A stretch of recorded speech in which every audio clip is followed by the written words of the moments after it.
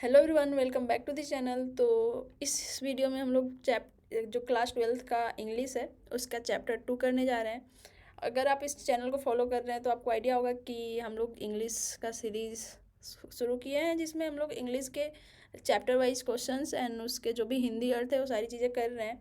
Chapter 2 में अभी तक हम लोग जो भी है लाइन बाई लाइन हिंदी कर चुके थे। उसके बाद लास्ट वीडियो में मैंने चैप्टर 2 का फिल इन द ब्लैंक्स भी करा रखा है। अगर आप उस वीडियो को देखना चाहते हैं तो आप इस चैनल के प्लेलिस्ट में जा सकते हैं, जिसमें मैंने रेनबो पार्ट 2 का जो प्लेलिस्ट बना रखा है उसमें आपको सारी वीडियोस मिल जाएंगी। उसके बाद इस वीडियो में हम लोग चैप्टर 2 का जो शॉर्ट आंसर क्वेश्चन है उसको करने जा रहे हैं। तो आप देख सकते हो यहाँ 10 शॉर्ट आंसर क्वेश्चन है और ये काफ़ी इंपॉर्टेंट क्वेश्चन है, क्योंकि आपके बोर्ड के एग्जाम में जो शॉर्ट आंसर क्वेश्चन है वो अक्सर यहीं से पूछे जाते हैं, डायरेक्ट क्वेश्चन पूछे जाते हैं बुक के क्वेश्चन से।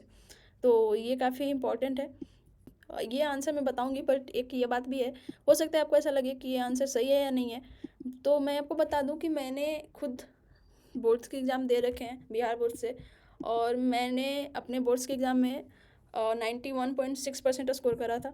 तो उससे आप समझ सकते हो कि मेरा एक्सपीरियंस जो रहा होगा वो काफ़ी सही रहा होगा, और मैं बस इसलिए अपने एक्सपीरियंस को आपके साथ शेयर करना चाहती हूँ ताकि आप भी अच्छे स्कोर ला पाओ।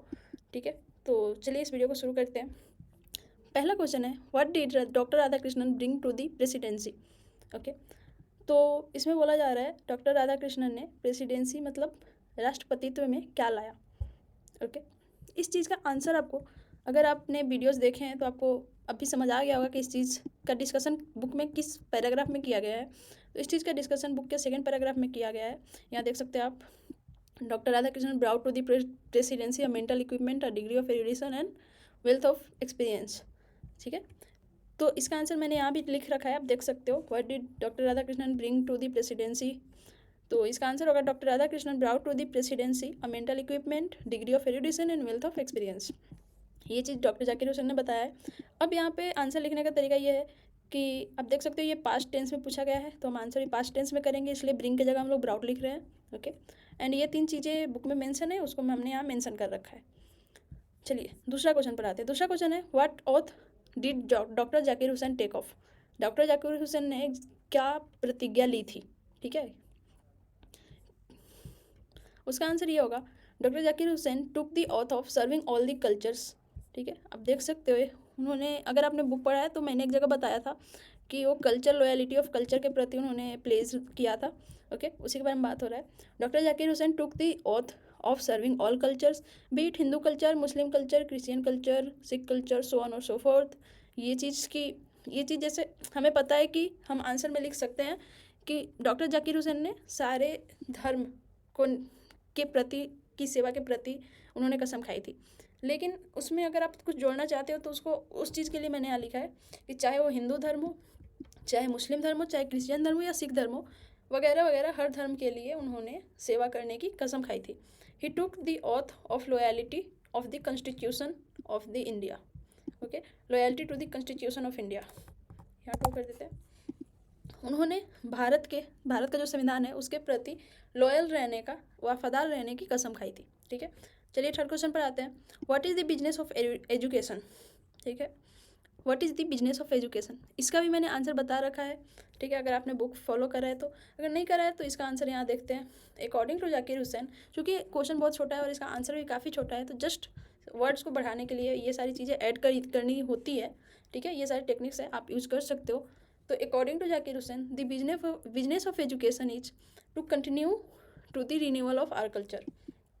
ठीक है, तो जाकिर हुसैन के अनुसार जो एजुकेशन का बिजनेस है, ठीक है, वो हमारे कल्चर, हमारी संस्कृति की रिन्यूअल को कंटिन्यू करना, उसको बनाए रखना है। Okay, business of education means education का काम। ओके, ये अगर आपको डाउट हो तो। What did doctor Zakir Hussain pledges himself to. Doctor Zakir Hussain ने खुद से कौन सी कसम खाई, क्या कसम खाई थी उन्होंने। तो इसका आंसर होगा, doctor Zakir Hussain pledges himself to the service of totality of his country's culture. Okay, उन्होंने अपने देश के संस्कृति की संपूर्णता की सेवा करने की कसम खाई थी। टोटलिटी मीन्स संपूर्णता, सर्विस मीन्स सेवा करना। ठीक है, ये चीज़ आपको इसमें भी मिल जाएगा, इसमें भी आप देख सकते हो, हेडिंग में ही लिखा हुआ है, doctor Zakir Hussain pledges himself to the service of the totality of Indian culture. Okay, अब आ जाते हैं नेक्स्ट क्वेश्चन पर। What was work on one's self mean, what is its end product, ठीक है।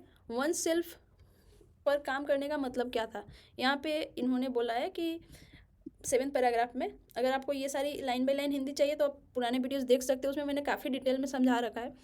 तो work on one self and work for the society around, ये इन्होंने मेंशन कर रखा है, 2 एस्पेक्ट हैं, उसका मतलब क्या है, ठीक है, और इसका एंड प्रोडक्ट क्या है। इसका आंसर होगा work on one self means work for one self and then for the society around.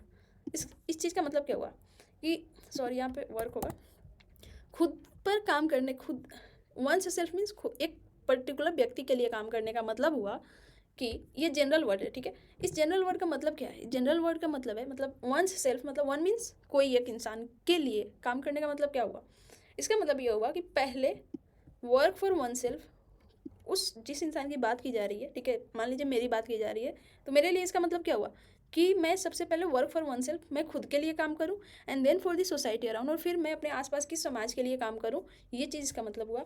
और they are mutually fruitful aspects of work, ये जो दोनों चीज़ें हैं, ठीक है, खुद के लिए काम करना और अपने सोसाइटी के लिए काम करना, वो एक दूसरे के प्रति काफ़ी लाभकारी एस्पेक्ट हैं, ठीक है, काम करने के। क्योंकि अगर मैं खुद के लिए काम करती हूँ और अगर मैं सोसाइटी के लिए भी काम करती हूँ, तो अगर समाज का हर इंसान अगर ऐसा करे तो मेरे लिए भी पूरा समाज काम कर रहा होगा, ठीक है। तो इस तरह से जो ग्रोथ रेट है वो काफ़ी ज़्यादा होगी। It's end product is free moral personality, okay. तो दूसरा इसका पार्ट था what is its end product, तो इसका एंड प्रोडक्ट है फ्री मोरल पर्सनालिटी, मतलब स्वतंत्र नैतिक व्यक्तित्व, ओके। अब आते हैं छठे क्वेश्चन पर। 6 नंबर क्वेश्चन है what shall we dedicate ourself to, हमें खुद को किस चीज़ के प्रति डेडिकेट करना चाहिए, ओके। इसका आंसर होगा we shall dedicate ourself to this dual task, ठीक है। इसमें इसी चीज़ की बातें हुई है लास्ट के 3 पैराग्राफ में कि हमें खुद को 2 टास्क के प्रति डेडिकेट करना चाहिए। 2 टास्क क्या है, individual and social, okay, that is individual and social task, ठीक है। Individual and social task means the same, खुद के लिए काम करना है, देन सोसाइटी के लिए काम करना। When was doctor Zakir Hussain born, ये सिंपल सा क्वेश्चन है, डॉक्टर जाकिर हुसैन का जन्म कहाँ कब हुआ था, तो ये 1897 में, इसका आंसर मैंने लिख रखा है। डॉक्टर जाकिर हुसैन का बॉर्न 1897 में हुआ था। Doctor Zakir Hussain was born in 1897। अब आता है when was, how long did doctor Zakir Hussain live, doctor Zakir Hussain कितने दिन तक, मतलब कितने टाइम के लिए जीवित रहे, तो ये क्या होगा, उनका जो डेट ऑफ डेथ था minus date of birth, okay. तो आप देख सकते हो 1969 माइनस 1897, तो कितना हो जाएगा, उतने ईयर तक उन्होंने जीवित रहे वो। तो doctor Zakir Hussain lived 72 years which is 1969 minus 1897। 9th question है on what occasion did doctor Zakir Hussain deliver this speech, किस ओकेजन पर डॉक्टर जाकिर हुसैन ने ये स्पीच दिया था। इस चीज़ का आप देख सकते हो यहाँ पे कि भारत इज़ माई होम जो है एक एक्सट्रैक्ट है उनका स्पीच का जो उन्होंने दिया था after taking the oath as president, okay. इस चीज़ का आंसर आप देख सकते हो, doctor Zakir Hussain delivered his speech after taking oath as the president of India, okay.